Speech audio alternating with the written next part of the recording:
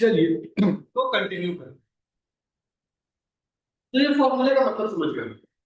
Okay, इसका थोड़ा और यूज है अभी आगे, लेकिन उसके पहले हमें कुछ एक्स्ट्रा मैथमेटिक्स सीखने की जरूरत है। वो सीख लेते हैं, फिर फॉर्मूले पे जाएंगे।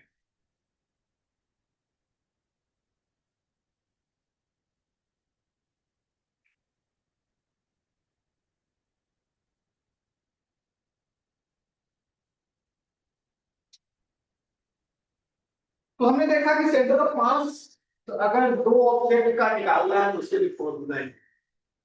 अगर आपसे कहा गया है कि centre of mass for three object,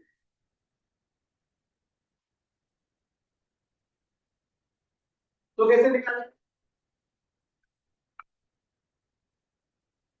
m1 x1 plus m2 x2 plus m3 x3 divided by,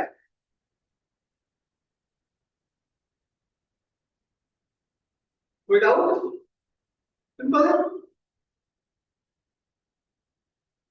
चलिए इसको थोड़ा और एक्सपेंड करते हैं। फॉर मेनी ऑब्जेक्ट्स, ढेर सारे ऑब्जेक्ट, तो m1 x1 plus m2 x2 plus mn xn, so same mathematics, divided by m1 plus m2 plus mn, put out,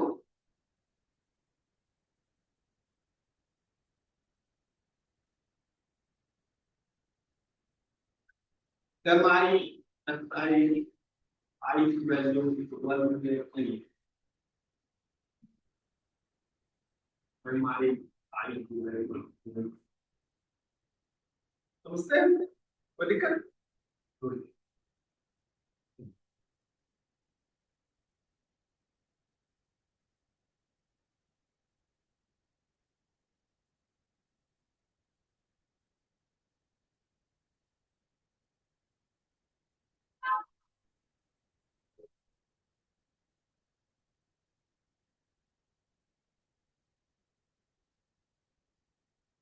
और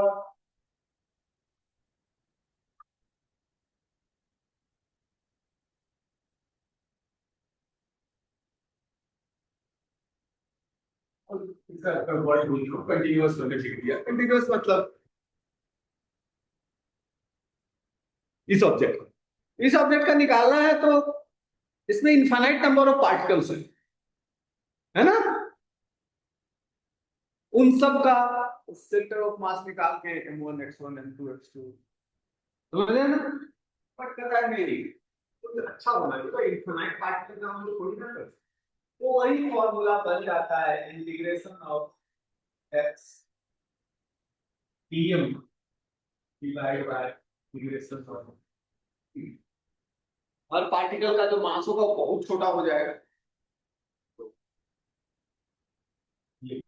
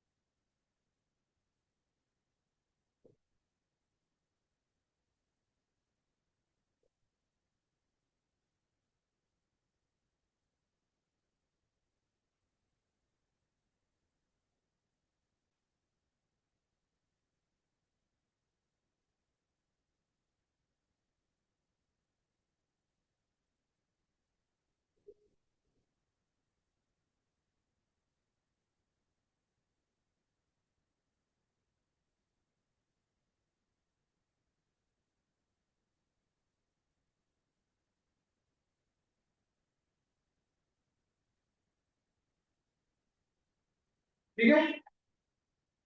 तो अब हम लोग शुरू करते हैं वो इंटीग्रेशन वाला।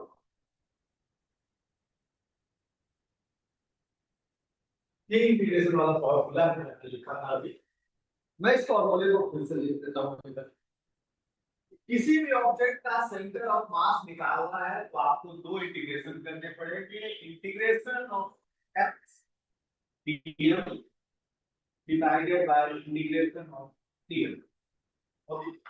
In general integration of DM की वैल्यू एम के बराबर होती है तो क्वेश्चन में भी दिया रहता है, अगर नहीं दिया है तो नीचे वाला इंटीग्रेशन भी करना पड़ेगा। अभी हम लोग जितने भी इंटीग्रेशन करने जा रहे हैं उसमें नीचे वाला नहीं करना पड़ेगा, सिर्फ ऊपर वाला करना। तो चलिए शुरू करते हैं।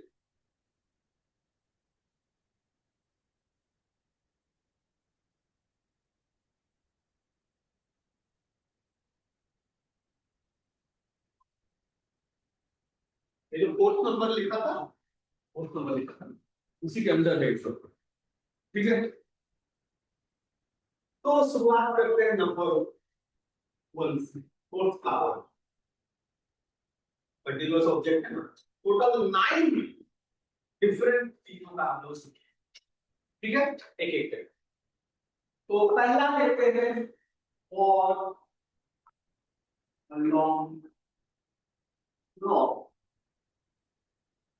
तो हमारे पास एक रॉड है, यही है, इसका सेंटर ऑफ मास ढूंढना चाहते हैं, बट तो आपको ऑलरेडी जानते हैं कि बीच में होता है, फिर भी मैथमेटिक्स करते हैं, we want to learn the mathematics, समझ रहे ना। तो चीजें उतना जानते हैं फिर भी हम लोग वो सीखते हैं, क्योंकि प्रोसेस नहीं ना जानते हैं, हम रिजल्ट जानते हैं, क्लियर। तो ये एक रॉड है,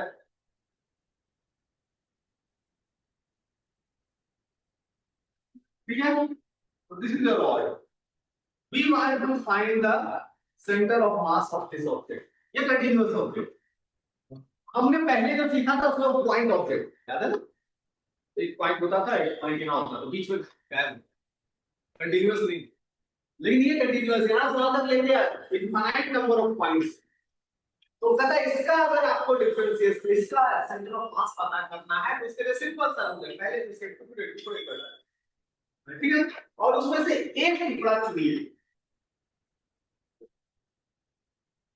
उसमें से एक टुकड़ा चुनिए जिसका डिस्टेंस ऑरिजिन से x है और इसका साइज ds, ये देखने में इतना बड़ा है, extremely smallest particle in the world, ठीक है ना, dx का मतलब होता है उससे छोटा कुछ नहीं चीज, ठीक है, फोटो में थोड़ी ना बड़ा होता है।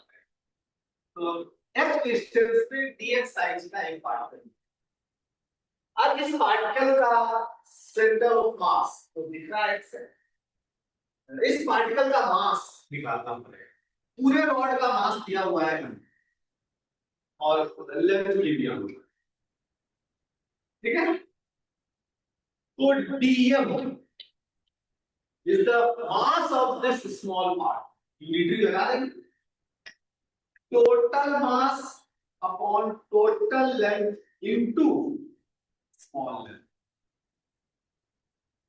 it will give you the mass of that small, ठीक है। अब आते हैं सेकंड पार्ट, सेकंड पार्ट हमें ये दो इंटीग्रेशन करते हैं, तो पहले तो ऊपर वाला इंटीग्रेशन लेते हैं, इंटीग्रेशन ऑफ x dm, ठीक है, x तो x ही रहेगा, dm की वैल्यू लिख दो m by l dx, integration थोड़ा सा सजा लेते हैं, m कांस्टेंट है, l भी कांस्टेंट है, x dx, ये इंटीग्रेशन आसान इंटीग्रेशन, जब आसान इंटीग्रेशन आपको दिख जाए तो इसके लिमिट पुट, लिमिट पुट करने का रूल क्या होता है, ये जो आपने यहाँ पर छोटा सा फिक्स दिया था इसको एकदम से किनारे में लीजिए तो x की वैल्यू कितनी होगी 0, और इसी को अंत में लीजिए तो x की वैल्यू कितनी होगी l, होगी ना, तो 0 l, ठीक है, इंटीग्रेट करते हैं m by l, ये स्क्वायर बाय 2 हो जाएगा, लिमिट पुट करते हैं। तो ये हो गया ml बाय, वो दिक्कत। दूसरा इंटीग्रेशन नीचे वाला, ये तो भाई mb होता है, ठीक है। इसका मास जो भी हो dm, पूरे का मास ऐड करेंगे, इंटीग्रेशन सबको ऐड कर सकते हैं, तो टोटल मास मिल जाएगा फिर से, ठीक है। मैं एक छोटा भी बड़ा लिख रहा हूँ,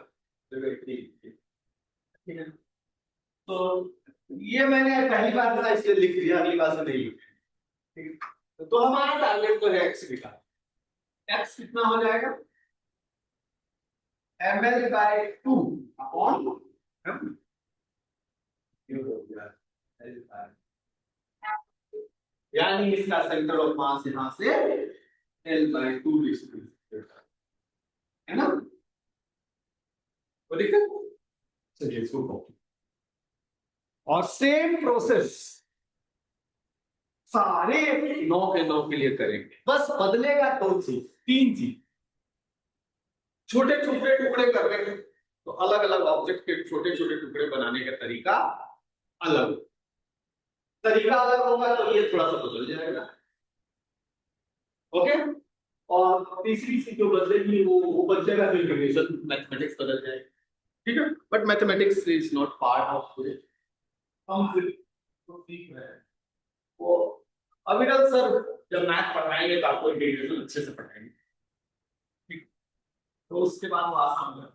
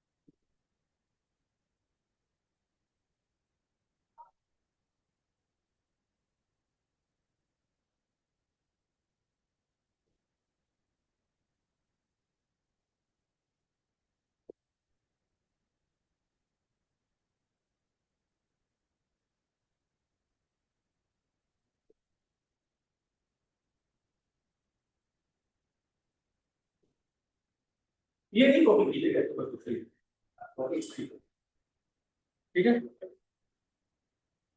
हो गया। चलिए तो आते हैं नंबर 2,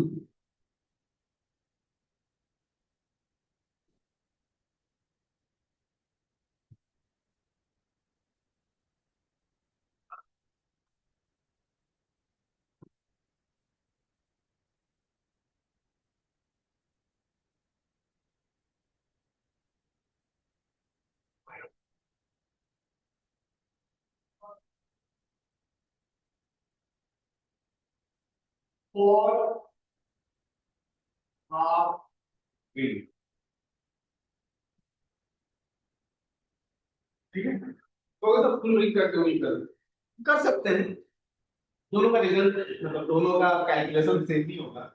डिफरेंस हाफ और फुल में ये है कि फुल रिंग का सेंटर ऑफ मास हम पहले से जानते थे, तो फिर से निकालेंगे तो रिजल्ट तो वही आएगा, मजा नहीं आएगा, पहले वाले में मजा नहीं आया था, निकाला रिजल्ट, रिजल्ट पहले से जानते थे। तो आप निकाला कोई पूछते तो फिर सब पूछ जाएंगे, हाँ। तो हम लोग हाफ पे अप्लाई कर रहे हैं ताकि डबल फायदा हो, हम निकालना भी सीख जाए और साथ में कुछ जो रिजल्ट आए वो भी काम आए। समझ रहे बात को? तो इसलिए हम लोग हाफ रिंग में, तो ये कोऑर्डिनेट सिस्टम हो गया एक्स वाई एक्सिस से एक रिंग बना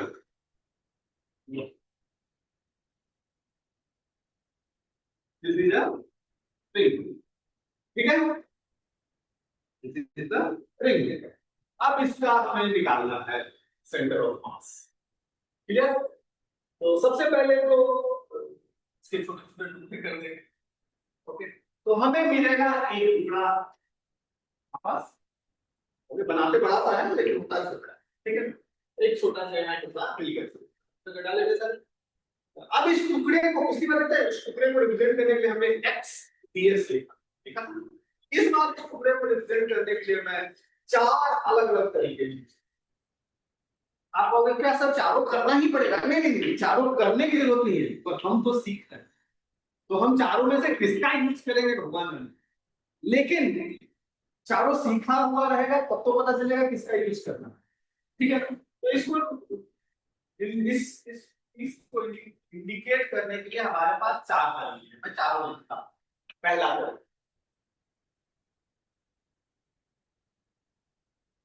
ये थीटा, ये डी थीटा, तो देखो एस डी एस, समझे? यहां से यहां तक एस डी एस, क्या डी वाई डी, ठीक है। तो चार अलग अलग तरीके हैं,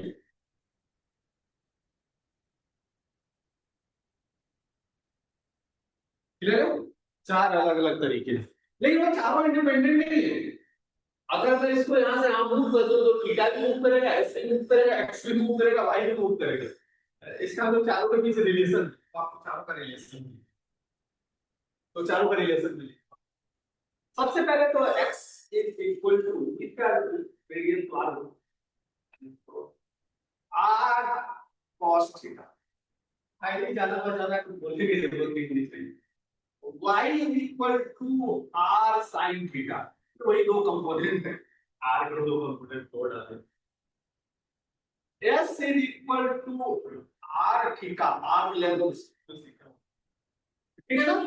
ये तीनों जानते हैं आप, कुछ भी नया नहीं किया था। इसको डिफरेंशिएट कर देंगे तो हमें मिलेगा dx, dx by d theta, तो ये हो जाएगा r sin थीटा, फिर माइनस होगा डी थीटा को मैं यहां लिख देता हूं, अच्छा है वो लिखो।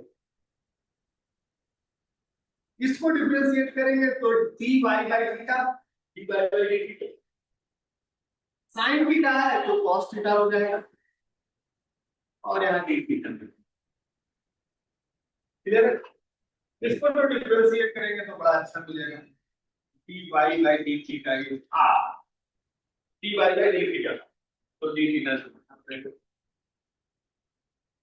ठीक है। तो ये छह रिलेशंस आपको अच्छे से समझ में आने चाहिए, इसमें कोई गड़बड़ नहीं हो,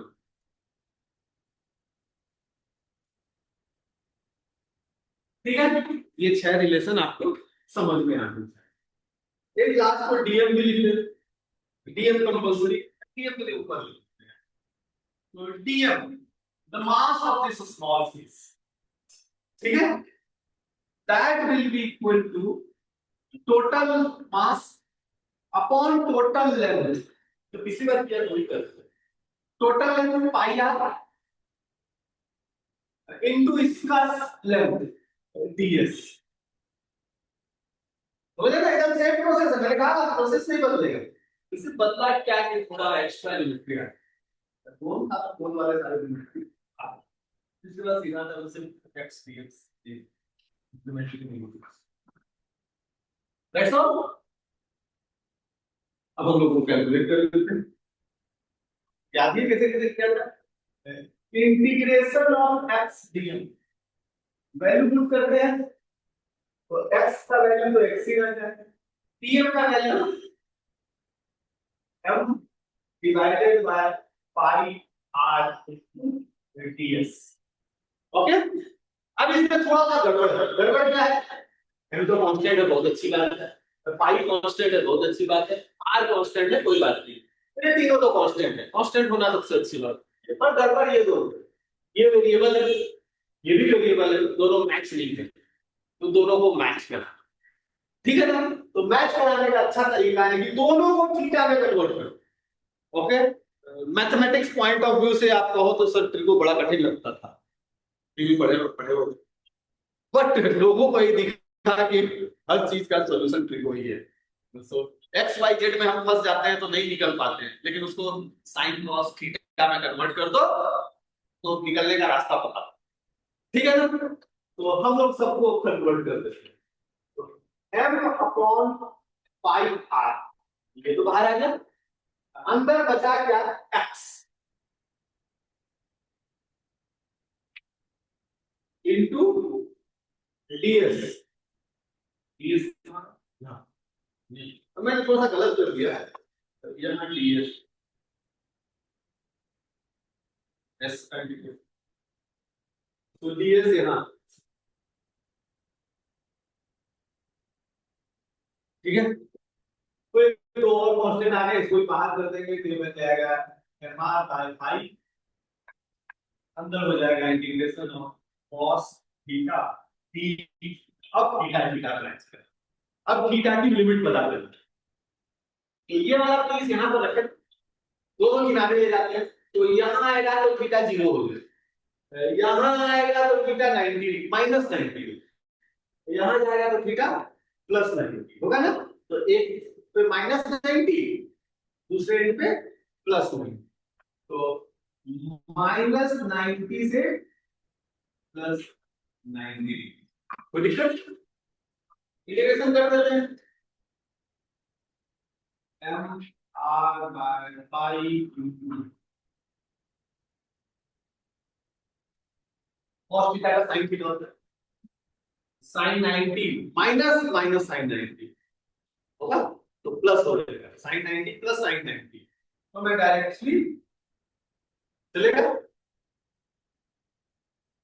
नीचे वाला का तो याद ही हो गया है, तो मैं उसको परमानेंट वहां पर देख देता हूं, बार बार हां दिस इज इक्वल टू, ठीक है? तो final result m r 2 by pi into that is equal to,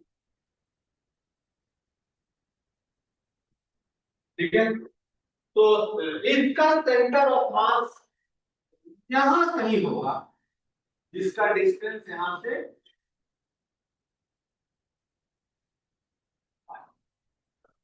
तो बदले बात को कि हाफ रिंग का अगर कोई सेंटर पूछे तो ज्योमेट्रिकल सेंटर यही है, ये सेंटर ऑफ मास, ठीक है? चलिए कॉपी कर लीजिए, ऐसे ही नॉट कर लीजिए।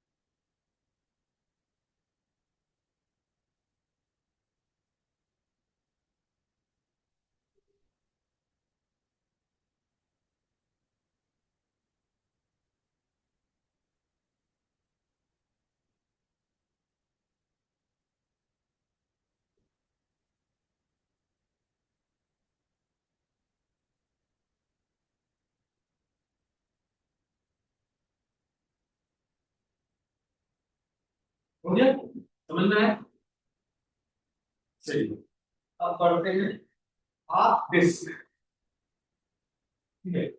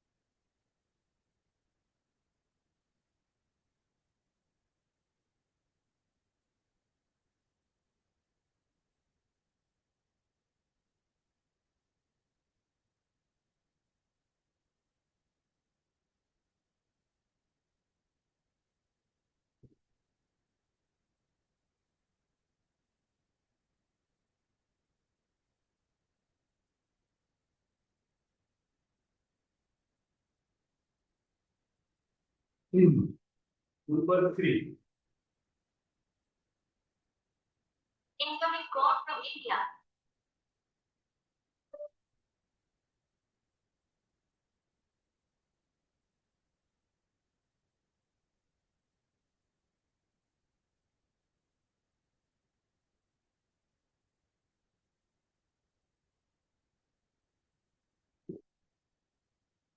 तो सेम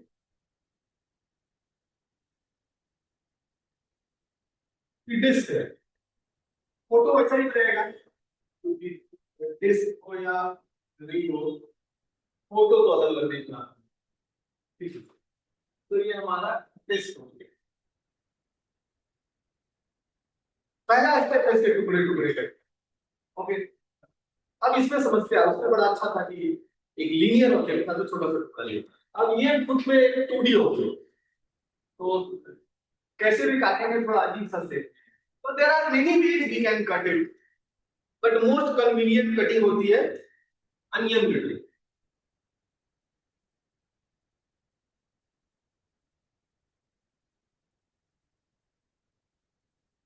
ये इसको देखा ही है, उसका तेल डालने के बाद उसको हाफ कर, तो ये सब अलग अलग अलग अलग, ठीक है ना?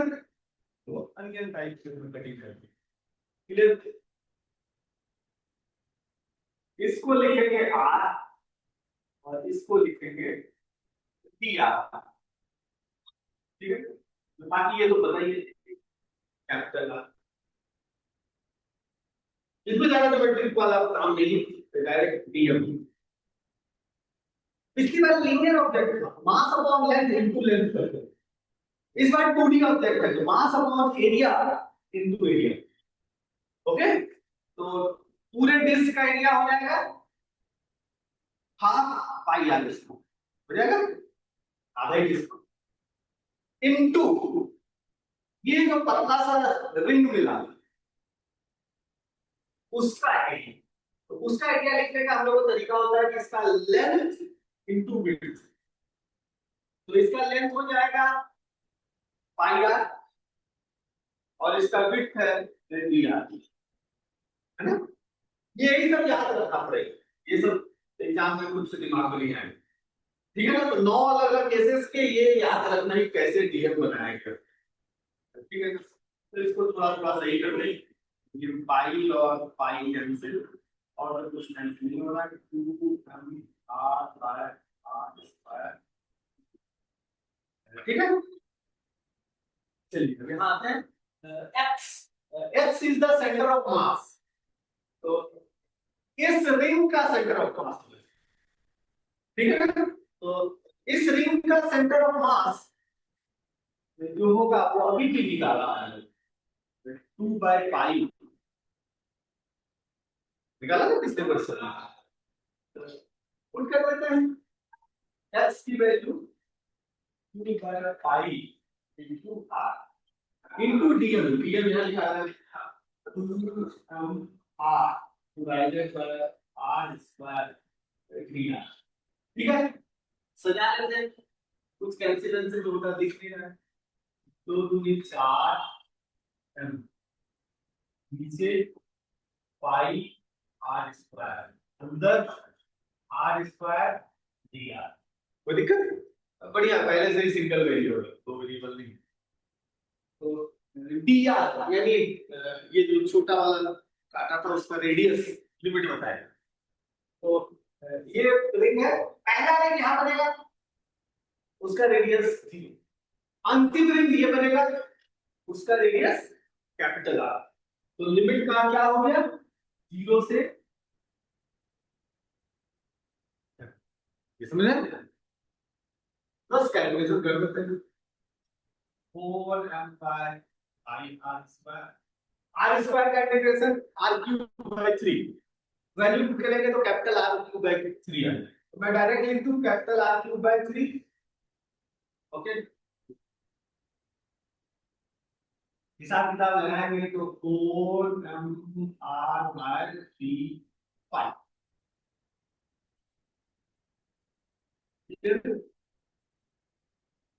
चलिए, तो सेंटर ऑफ मास निकाल लेते हैं।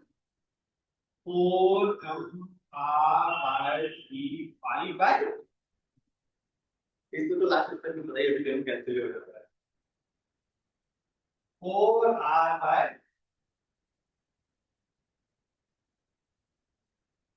तो ये था केस नंबर 3। टाइम को ध्यान दीजिए, 3 मिनट ही बचा है, तो इसको कॉपी कर लीजिए। फिर हम लोग 5 मिनट का फिर से ब्रेक लेना होगा, तब तक वो रिकॉर्डिंग सेव हो जाता है, तो फिर अगला मीटिंग फिर शुरू कर लीजिए। 5 मिनट का ब्रेक है, ठीक है, मीटिंग फिर खत्म हो जाए।